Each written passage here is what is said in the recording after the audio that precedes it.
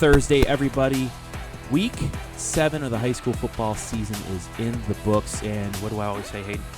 Can't believe it's already week 8. I know. Week 8 coming up, so that means another edition of the Stat Leaders brought to you by Spitzer of Mansfield. If you need a car, truck, SUV, go to Spitzer. They have good cars, good trucks, good SUVs. I am Travis, Big League, K-Mac, whatever, Big Mac, Berardi, and that is Hayden Gray. Hayden, not so happy with the Yak nickname, so I'll think of another one coming up. Hayden, a lot of, new names, a lot of different names, people getting back in, people falling back out, and our stat leaders of our passing, rushing, receiving leaders in North Central Ohio, but I don't want to keep you guys waiting anymore. We keep you waiting a week. So, without further ado, let's get right into the passing leaders. And at number 10, Luke Bryant of Ashland, 12 touchdowns, 1,214 yards. Number 9, Brandon Mitchell, South Central, dropping down a little bit, but still in the top 10 as always. I think this is the 13th, the 14th, 15th week in a row. Last year. Yeah, that he's in it. He's kind of like the carry of passing leaders, still in the top 10. At number 8, Blake Foose of Seneca East, 1338, and you need at least 1,200 yards just to break the top 10. We were talking about another player that broke the 2,000 total yard mark last week, but he needs a little bit more just to get in the top 10 in 2 categories. We'll break that guy down in a little bit. At number 7, Malachi Bayless of Bucyrus. Once again, a bunch of Northern 10 passers in this top 10 for passing. 11 touchdowns, 1,357 yards. At number 6, A.J. Bauer of the Golden Knights of Northmore. Hayden, they're usually known as a running team, but they're passing the ball now. Yeah, due to some unfortunate injuries that they dealt with Max Lauer going out for a couple weeks, they had to switch gears. They had to figure out their passing attack, and they have. And Bauer's really stepped up and been that aerial attack leader for the Golden Knights. And you and I were talking, Travis, now that gives them the ability to be a more balanced team, and that's going to scare defenses coming up the rest of the year for them. And I think the most came out of this injury, unfortunate for Max, but with him back and Bauer doing what he's doing, I think they're going to be dangerous getting into the playoffs. Yeah, if they get Max Lauer back, they also get that defensive end so they can shore up the defense. But now they have a passing attack, rushing attack as well, and you never know what they can do. And they still have a chance of getting 2 home games in the playoffs. Now to the top 5, and at number 5, Caden Holmen of Upper Sandusky after a huge upset of Colonel Crawford, getting a lot of bonus points for those Rams. 1,509 yards, 9 touchdowns, so you need 1,500 yards just to break the top 5. 126 of 208 passing. At number 4, we have Mason Wolf of West Holmes as they continue to roll. 1,776 yards. Very patriotic for Mason Wolf right there. 21 touchdowns passing. A lot of points there if you have him in your fantasy leagues on only 91 of 131. The yards per throw, phenomenal for him for a high-octane West Holmes Knights squad. Now to the top 3, Braden Devito, the fabulous freshman of the Shelby Whippets. 16 touchdowns, 1,829 yards, Aiden. Yeah, they had a tough loss last week to Highland, where I think they probably learned a lot about where they're measuring up in league play, but he's been able to, grow each week, build off of the skills that he's gaining, and as a freshman, impressive to stay in that top 5 for, I think, going on almost 8 weeks now. Yeah, he broke in, I think, week 3 or 4, and he just continues to go up. He's at number 3. At number 2, Kaden Shadow, who all he does is put up huge numbers. We're talking before we started filming this, and I think back-to-back 300-plus yard weeks to get him closer to our number one passer. Yeah, Kaden Shadow, I think after that Clear Fork game I was at and watched him in the losing effort, but I think the league took notice that he's at the top when it comes to quarterbacks in the MOAC, continues to get it done, and I think that they could be a sleeper team as the playoffs approach. And our number one passer still at the top, Isaac Robinson, 2,446 yards, had a big night against Edison. However, Willard just fell by 7 points. 30 touchdowns as well, 150 completions. Charlie Fry-esque up there at Willard with the flashes, but he continues to surprise. And you know what? If Willard somehow makes the playoffs, they're going to be a tough out in that first round with just the high-octane offense that they have. I agree. I think when you get into that first round, and if you're maybe considered the underdog, when you have an offense like they do, you're willing to take risks because it's win or go home. So who knows how much they could unleash with Robinson. There are our top 10 passers. Let's now look at our top 10 receivers. Brought to you by Spitzer of Mansfield. Got to get that little plug in there as well. At number 10, Landon McFrederick of the Ashland Arrows. A tough loss to the TY Tigers last week by 7 points, but Ashland's still in the talks for a playoff appearance. 39 catches, 529 yards, and 4 touchdowns for Landon, who continues to be in the top 10. At number 9, Carson Hammond's one of 2 Willard flashes. They also have another one, Sinninger, just outside. It'd be crazy to see if we have 3 receivers from Willard in the top 10. It can still happen if things fall their way, but 33 catches, 557 yards, and 5 touchdowns for him. And Hayden, let's take a look closer at him. Yeah, you know, this was back a few weeks ago when they took on Huron again. Another loss in that effort, but you see with him, he's really had a good connection with Robinson. He's a guy who they kind of work in those short passing schemes, but he, again, the nickname you gave me, he works for those yards after the catch. He's quick, he's speedy, and it would be absolutely crazy to see if we could get 3. I don't think that's ever happened on our list, but it's a real possibility with these Willard flashes this season. As you'll see with running, a lot of 2s, but never 3. Willard, they're just a fun team to watch. They've lost a couple tough ones, but still put up over almost 50 points per game. It's nuts up there in Willard. At number 8, Chris Buchanan of Western Reserve, 35 catches, 562 yards, and 3 touchdowns. At number 7, Jonathan Metzger, another Ashland Arrow. Speaking of 2s, Metzger in here with the Ashland Arrows, 36 catches, 626 yards, and 8 scores. At number 6 in our top 10 receivers, Grant Butler, River Valley. Shadone got to throw to somebody, and Grant Butler had a huge game last week, 37 catches, now 646 yards, and 11 touchdowns. Now to the top 5. Isaac Blair, South Central, staying in the top 5 along with Mitchell. 12 touchdowns, 60 catches, 681 yards. One of the bright spots against Crestview last week. Yeah, you know, they've had a trying season with ups and downs, but one thing that's been sure is the connection between Blair and Mitchell, 2 guys that you saw on this list already, and they're just going to continue to progress. Maybe not the season that they're wanting overall, but, you know, successful individual stats. Now to number 4.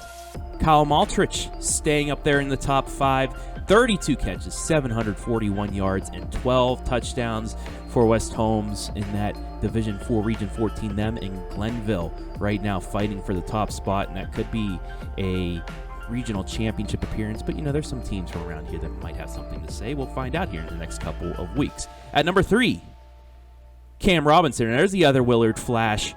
45 catches, 834 yards, 10 touchdowns, and he with Carson, that's most of the yards right there for the quarterback for Willard. At number 2, Kaden Shadow, the other River. So 3 schools with 2 receivers in the top 10, 53 catches, 860 yards, and 4 scores. And our top receiver, and before we get into him, I have to apologize, Isaiah. I forgot to put an S on your first name for the last,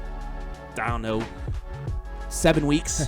So my apologies to you. I call myself out when I catch this stuff. It is on me, all on me, not on this guy over here, the Shelby grad, but it's on me. I forgot to put the extra S in there, but you deserve to have the S, and you deserve to be number 1 when you have 910 yards receiving on 40 catches and 7 touchdowns.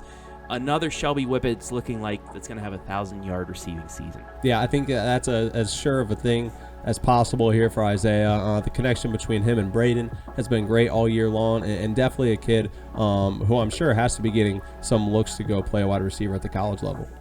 All right, top 10 passers, top 10 receivers down. Now to the bell cows, the rushers, our top 10 rushing leaders in North Central Ohio. And first at number 10 is... Well, actually, I'm going to go 10 and 9 because you know what? Double up. They both are on the same squad. Point. Matt Bland, Garrett George back into the top 10. The dynamic duo of Mount Gilead. 127 carries for Bland, 128 carries for George, 837, 847, 8 and 9. These two helping Mount Gilead possibly clinch up a playoff spot. They got a big one against Northmore this week. I cannot wait to see these two. We'll have video of them probably for our leaders next week, but it's going to be interesting to see these two guys go up against the Golden Knights at the Castle. You'll see that game live and free on Friday night, but it's pretty cool to see Mount Gilead with two really good rushers. Yeah, and I've been able to notice maybe Mount Gilead's just really, really good at running. They have a great cross-country team as well. Shout out to them, but doing things on the football end as well. Cool to see. I mean, that's about as even as you can get for those two guys. All right, to number 8, Kalen Lemaster of the Centerburg Trojans, another KMAC squad, possibly with two rushers in the top 10. 850 yards on 110 carries, 8 touchdowns as the Trojans got a big one against Danville this week for first place and maybe the KMAC championship. We'll have a highlight of that on the Pigskin Friday night, 11:30, right here on the OH Report. At number 7, Shea Sparks. Now, he had his lowest rushing number of the season, but still his whole body of work keeps him in the top 10, and it broke him over 900 yards rushing, 108 carries, 907 yards, and 14 touchdowns for the Plymouth Big Red. At number 6, Gabe Ivey of Galleon. They continue to stick around. They got a big one at Highland against, well, I can tell you that Dane Norman's in the top 10. I mean, he even without his numbers this week, he'd still be a top 3 rusher. But Ivy versus Norman next week for a big one. If Galleon wants to stay in the MOAC race, if they want to continue to have a shot at hosting home games in the playoffs, they're going to have to go through Norman, and Gabe Ivey's going to be one of those pieces to do so. It'll definitely be probably the best matchup of running backs that we've seen from our list this season. So that being said, it may come down to the quarterbacks.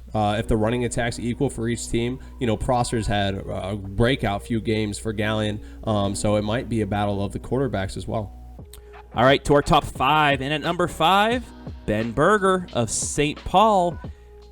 938 yards, 90 carries, and he's the guy that gets the scores. There's another guy that might be crab walking up the lineup here, the top 10, that helps with the yardage. But Ben Berger, he's the guy down at the goal line to get you those extra touchdowns, those extra points in your fantasy football team, as we all know. At number 4, there's the other Centerburg Trojan, Tyler Johnson. Now, we were talking, there's people that told us that he broke the 2,000-yard total offense for the season. However, I was looking at the official stats, and he's about 30 yards short. So I don't know which it's kind of the whole Teagan rule thing that we had before, too. I'm just going to say congratulations because he's going to break it. 1,090 yards on 161 carries as a quarterback and 10 touchdowns. I had a chance to talk to him last week and just talk about his game coming in now at the quarterback position after Jack Gregory graduated. So let's head on down to the heart of Ohio and have a conversation with one Tyler Johnson. Yeah, I'm definitely comfortable. I've had, throughout high school, I've had a lot of position changes, so, it's nothing new. Just got to go in there and do your job, take the coaching that you can, and roll with it. You played other positions as well, but it seems like you're fearless behind the center. You run it. You're not afraid to run it up the gut when there's nobody, open. You can just stop on a dime and pass. Just talk to me about the game that you play behind center at quarterback. It's just having fun and balling out, really. That's what it comes down to.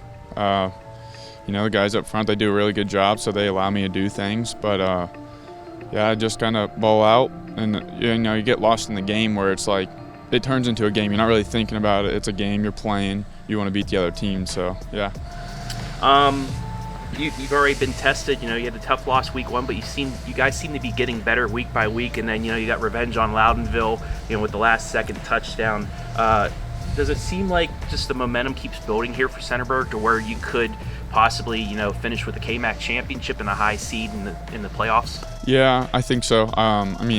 After week 1, I think it opened our eyes a lot for some players that maybe we weren't as good as we thought. Or maybe we're going to have to play harder to get these victories. But I think it really opened us up and made us hungry compared to what we were before. So we really want to get the win. So that's what we work really hard for each week. All right, and the biggest question I'm going to ask you, will we see a jump pass this year? I have no comments on that.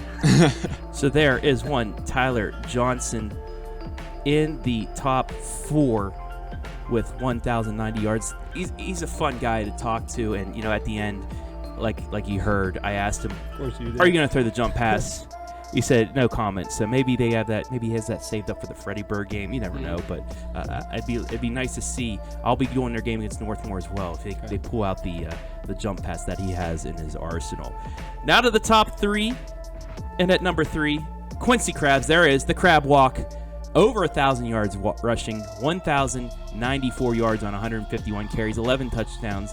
So, I mean, yeah, Berger is the one down at the goal line, but Crabs can break it open too and get you the scores for 2 St. Paul Flyers that are flying up the rankings, number 3 and number 5, and not this week, but next week, going up against Crestview for a chance at the Firelands Conference Championship. We'll see. And just outside, Addison Raymer is dropping out of the top 10, so we'll see if he can get some payback and get back in here. But that'll be a good matchup you'll see live and free. Hopefully live and free if we are able to up in Norwalk in 2 weeks' time.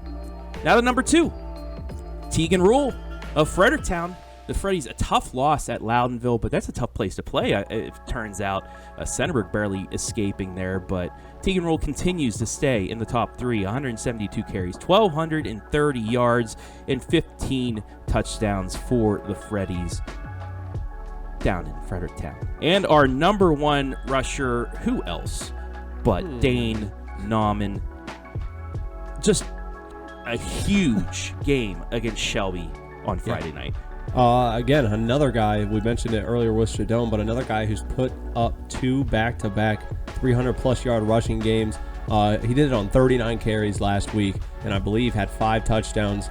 It's safe to say that the kid's just a monster, probably the best rusher in the area, and Highlands got themselves a gem, so I know they're looking forward to having him for an entire season next year as well. Yeah, Dane, like we said, a big one against Gabe Ivey and company at Galleon this week. And then, week 10, it's looking like we look very smart with that Clear Fork and Highland pick in week 10 at Highland. We'll see if Nauman and company, if they can continue to win, if Clear Fork continues to win, we'll see if that good Colt defense can sustain Nauman or if he can run all over them for an MOAC championship to back up the KMAC championship they had last season. Also, one note for you Highland folks, our hearts and condolences go out to you guys. Emma West, a name you know from the stat leaders on the girls basketball side, passed away here this week, and our hearts and our condolences go out to Emma's family, the whole Highland family, the MOAC family, everybody. A lot of messages into Highland last night from different coaches, different fans, players, and stuff like that. So, like I said, our condolences, our hearts out to you guys down there at Highland.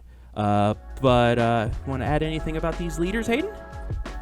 Just excited to see one more week. I'm impressed every week by these numbers. Can't wait to see where they are by the end of the season. And as always, shout out to all the other position players as well that we might not cover. We see you and we recognize your accomplishments as well. All right, that'll wrap it up for this week's Football Stat Leaders, brought to you by Spitzer of Mansfield. You need a car, truck, SUV, I don't know, motorcycle even, I don't know, maybe they have one, who knows.